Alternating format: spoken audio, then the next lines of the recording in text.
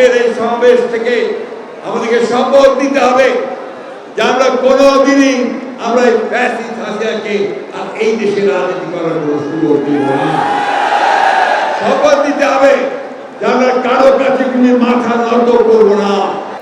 প্রিয় বন্ধুরা, তোমাদেরকে বন্ধু বলছি এই জন্যে যে আজকে আমাদের বয়স অনেক হয়েছে, তারপরেও তোমাদেরকে বন্ধুগুলো এই জন্য তোমাদের সঙ্গেই আমরা সবসময় কাজ করেছি, কাজ করব। তোমাদেরকে বন্ধু বলতে আমরা গর্ব অনুভব করি। আজকে বাংলাদেশের এক বছর যেটা আমি বললাম যে একটা নতুন সম্ভাবনা সৃষ্টি হয়েছে।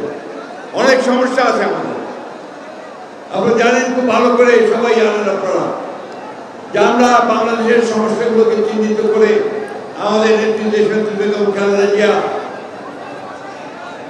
2016 সালে ভিশন ফর বাংলাদেশ 2030 দিয়েছিলেন। অর্থাৎ সেখানে তিনি বলেছেন যে রাষ্ট্র কাঠামোটা পরিবর্তন করা দরকার।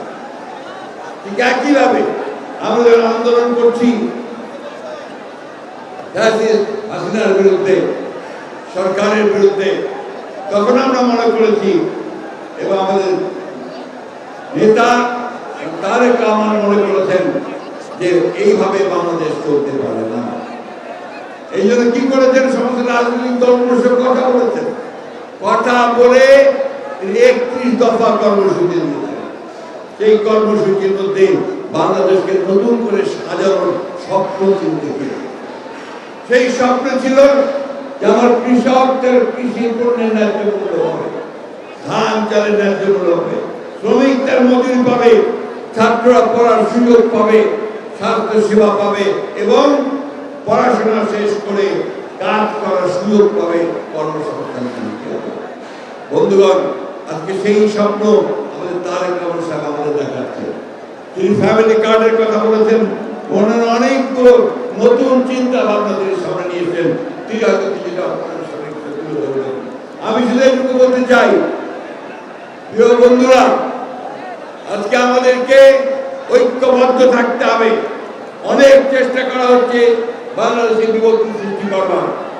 আমাদের পাশের দেশে ভারতবর্ষে ফ্যাসিস্ট হাসিনা আশ্রয় নিয়েছে, তার লোক করেনি।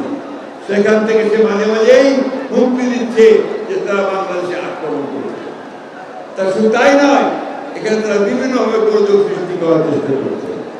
আজকের এই সমাবেশ থেকে আমাদেরকে শপথ নিতে হবে যে আমরা কোনোদিনই আমরা এই ফ্যাসিস্ট হাসিনাকে আর এই দেশে রাজনীতি করার কোনো সুযোগ দিব না। শপথ নিতে হবে যে আমরা কারো কাছে কোনো মাথা নত করবো না। আমরা আমাদের দেশকে আমরা নিজেরাই স্বয়ং সম্পূর্ণ হয়ে গড়ে তুলব। এটা নেতৃত্ব দিচ্ছেন আমাদের তারেক রহমান সাহেব। সেই বাকি তিনি দেখাচ্ছেন, যে জন্য তিনি কি স্লোগান দিয়েছেন, যে সবার আগে কি স্লোগান দিয়েছেন তিনি, সবার আগে বাংলাদেশ, তাই না? ওই বাংলাদেশের সামনে এগিয়ে যেতে হবে। এই দায়িত্বটা কার? এই দায়িত্ব হচ্ছে আপনাদের, এই দায়িত্ব হচ্ছে ছাত্রদের। মেধা এবং বুদ্ধিমত্তার চর্চা করে সামনের দিকে এগিয়ে যেতে হবে। মেধা ছাড়া আমরা সামনে যেতে পারবো না। জ্ঞান বিজ্ঞানের চর্চা, মেধার চর্চা, এর মধ্যে দিয়ে আমাদেরকে সামনের দিকে যেতে হবে। আমাদের সামনে এখন লড়াই যে বাংলাদেশে একটা গণতান্ত্রিক রাষ্ট্র প্রতিষ্ঠা করা। আমরা সেই লক্ষ্যে নিয়ে চলেছি। আমাদের নেতা তারেক রহমান সাহেব দিল্লিতে বসে প্রধান উপদেষ্টা প্রফেসর মোহাম্মদ ইউনূসের সঙ্গে আলোচনা করে নির্ধারণ করেছেন ফেব্রুয়ারি মাসে নির্বাচন হবে। গোটা বাংলাদেশের মানুষ অপেক্ষা করে আছে এই ফেব্রুয়ারি মাসে নির্বাচন হবে।